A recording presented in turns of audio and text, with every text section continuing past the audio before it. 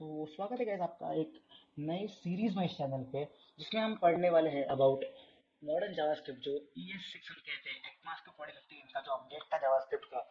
वो बहुत बड़ा और रेवोल्यूशनरी अपडेट था, जिसकी वजह से जावास्क्रिप्ट डेवलपर्स को अपने कोडिंग जर्नी में एक एज मिलने वाला है। और ये जो लिस्टेड फीचर्स आपको दिख रहे हैं स्क्रीन पर, लाइक लेट कॉन्स्ट कीवर्ड्स का इंट्रोडक्शन, देन डिस्ट्रक्चरिंग, फिर operators like rest, spread, ternary, फिर object literals, template literals, arrow functions, और बहुत ज़्यादा बहुत मेजर अपडेट्स आए थे 2015 में जावास्क्रिप्ट में। और उसके बाद लैंग्वेज का पूरा तख्ता पलट हो चुका है, राइट। तो इन फीचर्स के बारे में पढ़ना हमें बहुत ज़्यादा लाजमी है, करेक्ट है। अगर आपको जावास्क्रिप्ट की लैंग्वेज को एक अलग लेवल तक जाकर सीखना है, तो ये फीचर्स जो है, ये 60 फीचर्स, ये बहुत ज़्यादा मैंडेटरी आपको समझने के लिए, बिकॉज इनको यूज़ करके एक तो आप आपके कोड की कॉम्प्लेक्सिटी रिड्यूस कर सकते हो, राइट। आपके जो टाइम कंज्यूमिंग प्रोग्राम्स थे, उनको हम शॉर्टन कर सकते हैं। ये आगे ये सीरीज में समझ जाएगा। लेकिन अगर आपको अच्छा डेवलपर बनना है जावास्क्रिप्ट में, तो ये, जैसे हम लोग बोलते हैं ना, ऊप्स कॉन्सेप्ट इंपॉर्टेंट होते हैं पढ़ना हम लोग अगर अच्छी तरह से कोडिंग करने हैं, वैसे ही ये जो अपडेट है ES6 का, इसको अगर आपने मास्टर कर लिया, तो इसका मतलब आपको कोई पकड़ भी नहीं सकता जावास्क्रिप्ट में। आप बहुत जल्दी सोल्यूशंस ढूंढ पाओगे एक मच एफिशिएंट वे में, करेक्ट है।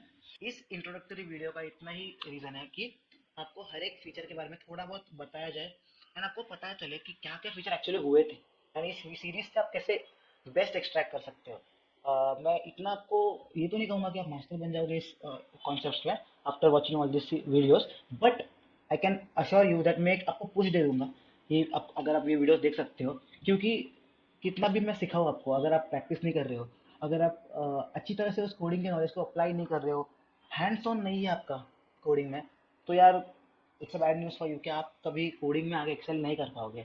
कितना भी आप ट्यूटोरियल्स देख लो, कितने भी आप ब्लॉग्स पढ़ लो, जो भी कर लो, है ना, ये सब मद्देनजर रखते हुए आप इस सीरीज को अच्छे से फॉलो करना, अच्छे से पढ़ लेना। मैंने डिस्क्रिप्शन में बहुत सारे सोर्सेज, रिसोर्सेज एंड PDF आपको लिंक करे रहेंगे। अगर कुछ सपोर्टिव उस नॉलेज आपको चाहिए रहेगा जो मैंने इस वीडियो में नहीं बताया, लेकिन वह आपको डिस्क्रिप्शन में मिल जाएगा, राइट। आप वहाँ से अपना प्री रिक्विजिट्स कंप्लीट कर सकते हो। इस वीडियो के लिए प्री रिक्विजिट इतना ही है कि आपको बेसिक जावास्क्रिप्ट की नॉलेज हो, लाइक फॉर लूप्स कैसे चलते हैं, बाद में वेरिएबल डिक्लेरेशन कैसे होता है, रेफरेंसिंग क्या होता है ना, डेटा डेटा टाइप्स कौन से टाइप के होते हैं, और ये सब बेसिक्स जो ऑपरेटर्स के बारे में जानना होगा।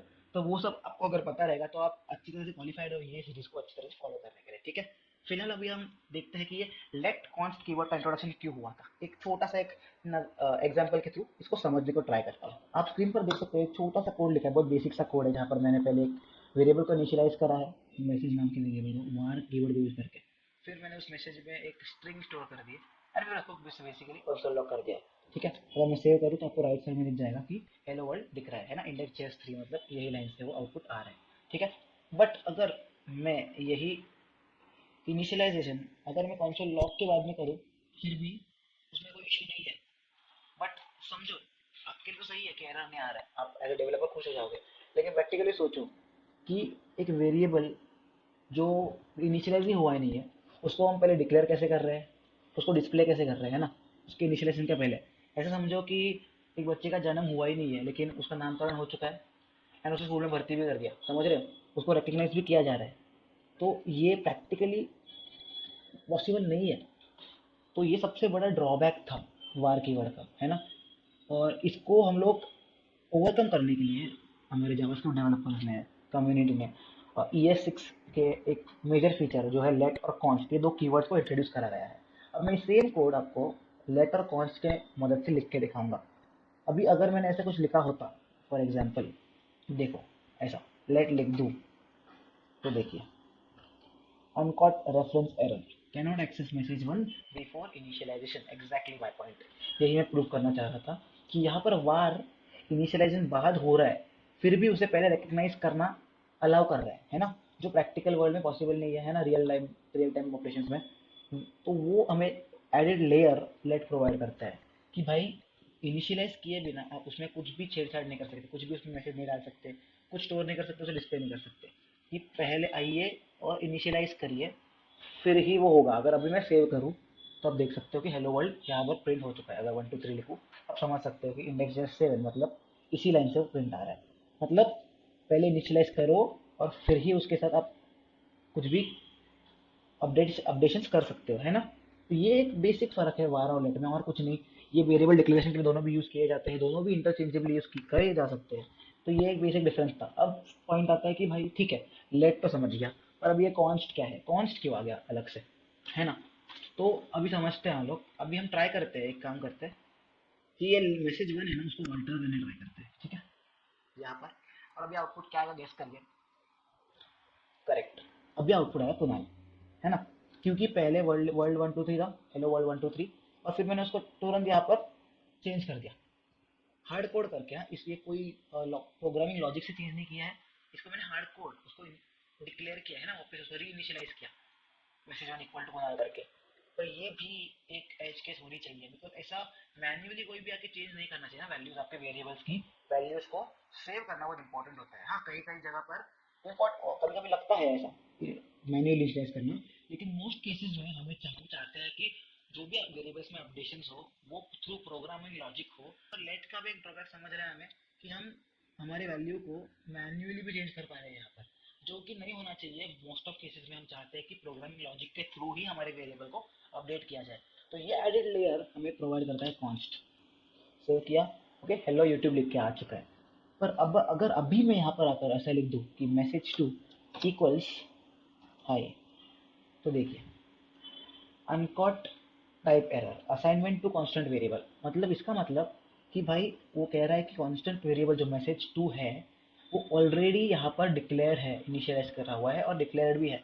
तो उसकी वैल्यू आप ऐसे मैन्युअली वापस री असाइन नहीं कर पाओगे। असाइनमेंट टू कांस्टेंट वेरिएबल ये एरर है, मतलब आप उसको वापस ऐसे इक्वल टू करके वैल्यू असाइन नहीं कर सकते। करेक्ट है। तो ये है एक एज हमारा लेट के ऊपर कॉन्स्ट का, ठीक है। तो एक बार समराइज कर लेते चीज़ को हम लोग कि वार लेट और कॉन्स्ट में हायरार्की कैसा है। तो इनिशियली 2015 के पहले जो हमारी जावास्क्रिप्ट थी, तब सिर्फ एक ही वेरिएबल इनिशियलाइजेशन के लिए कीवर्ड था, जो था वार, राइट। उसमें क्या प्रॉब्लम था कि वो इनिशियलाइजेशन कहाँ पर भी हो जाए पूरे कोड में चलता था, और इनिशियलाइजेशन के पहले हम लोग उसको मैनिपुलेट करके उसको हम लोग डिस्प्ले भी कर पाते थे उस वेरिएबल को, राइट। इस एरर को हटाने के लिए हमने लेट कीवर्ड को यूज करा है। उसमें क्या है कि अगर आप इनिशियलाइज करोगे उसके बाद ही आप उसको डिक्लेयर या डिस्प्ले कर सकते हो। इनिशियलाइज के पहले उस वेरिएबल का कोई भी वजूद नहीं रहने वाला, ठीक है, उसका रिकग्नाइज नहीं किया जाएगा, राइट।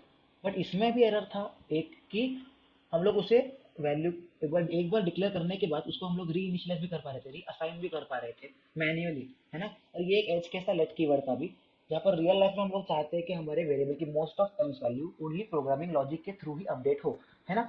ना कि ऐसे इक्वल टू करके कोई यूजर उसको आके अपने आप से चेंज कर दे, है ना। इस एज केस को मिटाने के लिए हम लोग सिर्फ वो लेट कीवर्ड को कॉन्स्ट में कन्वर्ट करेंगे। इसका मतलब होता है कांस्टेंट, राइट। तो जब भी एक बार आप उसको डिक्लेयर कर दोगे प्रोग्राम में, इसको इनिशियलाइज करके एक बार डिक्लेयर कर दिया, फिर आप उसको ऐसे रीअसाइन नहीं कर पाओगे, नहीं तो ऐसा अनकॉट टाइप एरर आ जाता है ना, असाइनमेंट टू कांस्टेंट वेरिएबल, है ना।